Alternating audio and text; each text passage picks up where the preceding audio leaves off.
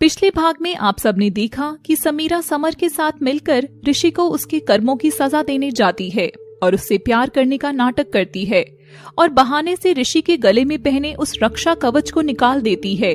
अब देखिए आगे की कहानी। समीरा समर को पुरानी कहानी सुनाती रहती है कि तभी ऋषि को होश आ जाता है। मैं कहाँ हूँ और मुझे इतनी चोटें कैसे आई? ओ ऋषि, आखिर तुम्हें हुआ क्या है? तुम सब कुछ कैसे भूल सकते हो? क्या हुआ मुझे बताओ समीरा। जब हम दोनों पार्टी में गए थे तब तुमने इतनी शराब पी ली थी कि तुम्हें जरा सा भी होश नहीं रहा। फिर तुम पार्टी में लड़कियों के साथ बदतमीजी करने लगे। मैंने भी तुम्हें रोकना चाहा, मगर तुमने गुस्से से मुझ पर ही हमला किया और मेरे कपड़े फाड़ दिए। इसलिए लोगों ने तुम्हें बहुत मारा। नहीं, ये सच नहीं हो सकता। आखिर मुझे कुछ याद क्यों नहीं है? और ऋषि फिर से बेहोश हो जाता है। जैसे को तैसा।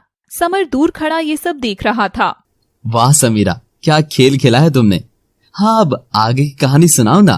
माँ ने वापस आकर जब मुझे मांगा तब अचानक से एक जोरदार हवा का झोंका आया और उस लड़की की गोद में रखा वह कपड़ा उस बच्चे पर से हट गया और माँ ने देखा कि वह इंसान का बच्चा नहीं है बल्कि सांप का बच्चा था।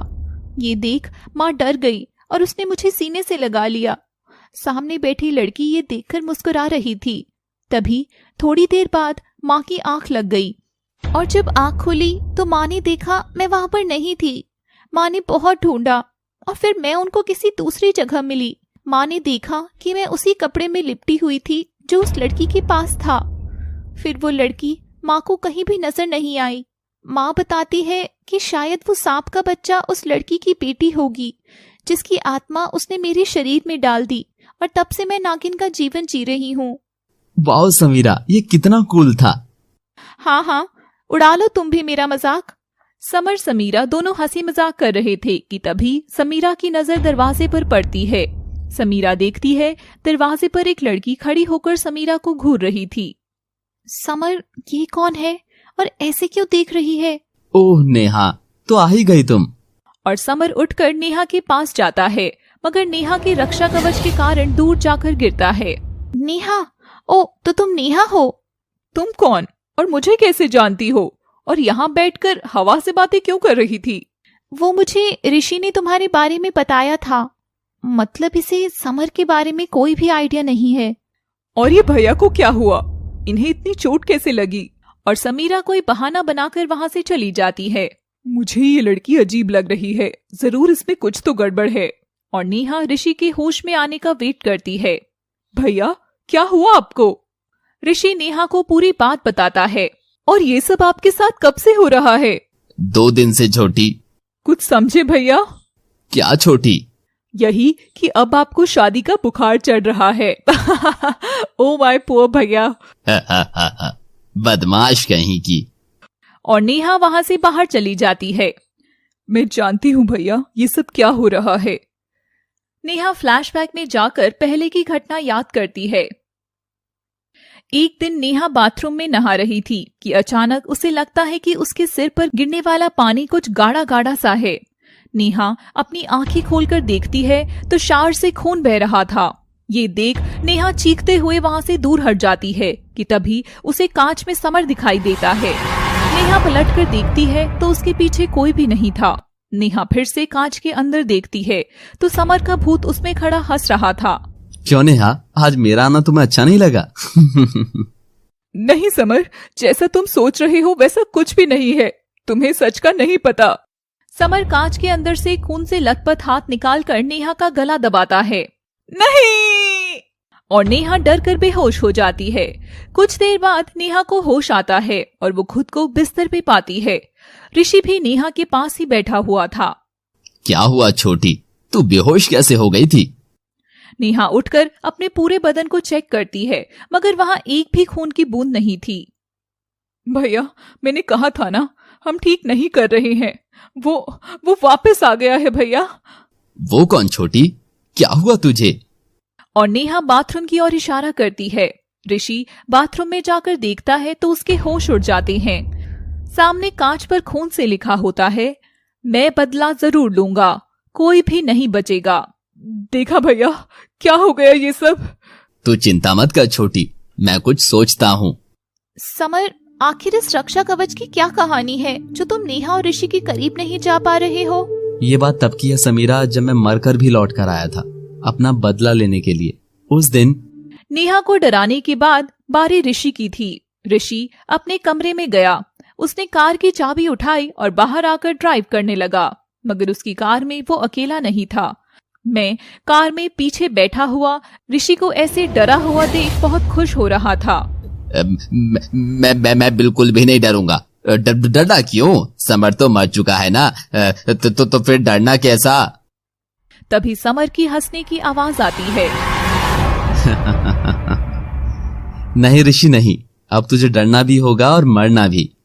समर ऋषि की पीछे से गर्दन दबाने लगता है और ऋषि छटपटाता हुआ गाड़ी को जोर से ब्रेक मार देता है।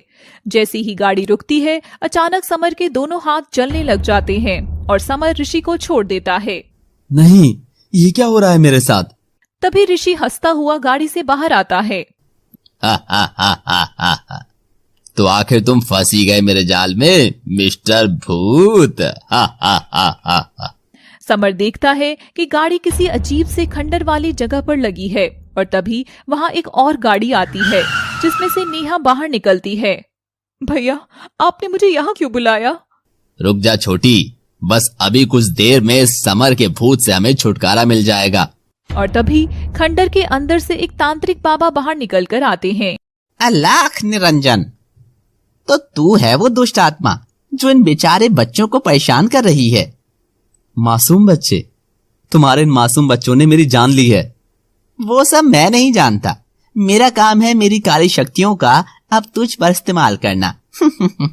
और तांत्रिक बाबा समर के ऊपर राख फेंककर मंत्र पढ़ने लगता है, जिससे समर की आत्मा अपने आप ही खंडर के अंदर चली जाती है और वहां जाकर एक घेरे में खड़ी हो जाती है। नहीं, ये सब क्या हो रहा है?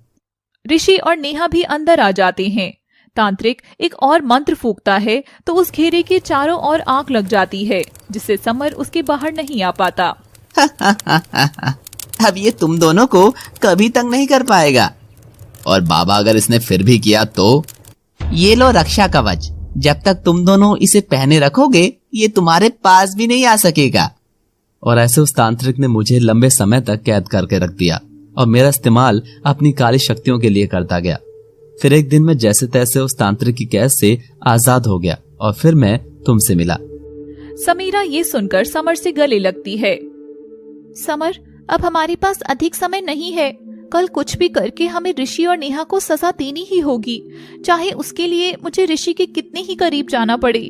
मगर समीरा, ऋषि और नेहा किसी भेड़िए से कम नहीं है, इसलिए मैं हर पल तुम्हारे साथ ही रहूंगा।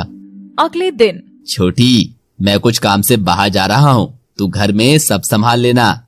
मगर आप कहाँ जा रहे हो भैया? तभी ऋषि नेहा की ओर आंखें निकाल कर देखता है और नेहा डर कर चुप हो जाती है। ऋषि चला जाता है। सालों से वो बोझ मेरे मन पर दबा है, मैं कैसे उसे दूर करूं? मुझे किसी से मदद तो लेनी ही होगी। तभी समीरा पीछे से आकर नेहा के कंधे पर हाथ रखती है और नेहा समीरा को देख अचानक से रोते हुए उसके गले लग जाती है और बेहोश हो जाती है। समीरा को कुछ समझ नहीं आता और वो कमरे में नेहा को लिटा देती है और उसके होश आने का इंतजार करती है। कुछ ही देर में नेहा को होश आता है और घबराते हुए समीरा का हाथ पकड़ लेती है। समीरा। हाँ नेहा, बोलो, आखिर तुम्हें क्या हुआ? समीरा मुझे अच्छी लड़की लगती है और शायद ये मेरी कुछ मदद कर सके। समीरा, मुझे तुमसे एक बात करनी है। हाँ बोलो नेहा, क्या हुआ? अब इस चुड़ैल का ये क्या नाटक है? कहीं ये इसकी कोई चाल तो नहीं? समर से पूछती हूँ। समर, ये सब क्या हो रहा है और ये नेहा क्या कहना चाह रही है? मगर समर कोई जवाब नहीं देता। समर, तुम सुन रहे हो ना?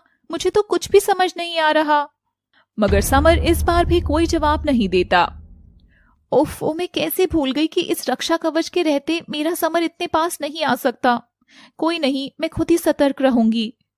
तभी नेहा समीरा के आगे हाथ हिलाती है। तुम मुझे सुन रही हो ना समीरा? हाँ बताओ मुझे, क्या बात हो गई? क्या भैया वापस आ गए? नहीं, ऋषि तो घर में नहीं है। नेहा चैन से सांस लेते हुए। तो तुम सबसे पहले दरवाजा बंद करो ताकि कोई हमारी बातें ना सुन पाए। मगर तुम ऐसा क्या बताने वाली हो मुझे? और समीरा उठकर दरवाजा बंद करने जाती है। तभी दोनों देखती हैं कि दरवाजे पर ऋषि खड़ा होता है, जो समीरा और नेहा की बातें सुन रहा था। तो क्या बताने वाली थी मेरी लाडली बहन समीरा को? और ऋषि नेहा की ओर आंखें निकालकर गुस्से से देखता है। ये देख नेहा बहुत डर जाती है। कुछ नहीं भैया, कुछ भी तो नहीं। और नेहा सोने का नाटक कर लेती है। समीरा को सब कुछ बहुत अजीब लगता है। अब देखिए अगले एपिसोड में नागिन और भूत की प्रेम कहानी का क्या अंजाम होने वाला। कहानी जारी रहेगी। ऐसे इंटरेस्टिंग स्टोरी देखने के लिए सब्सक्राइब करें हमारा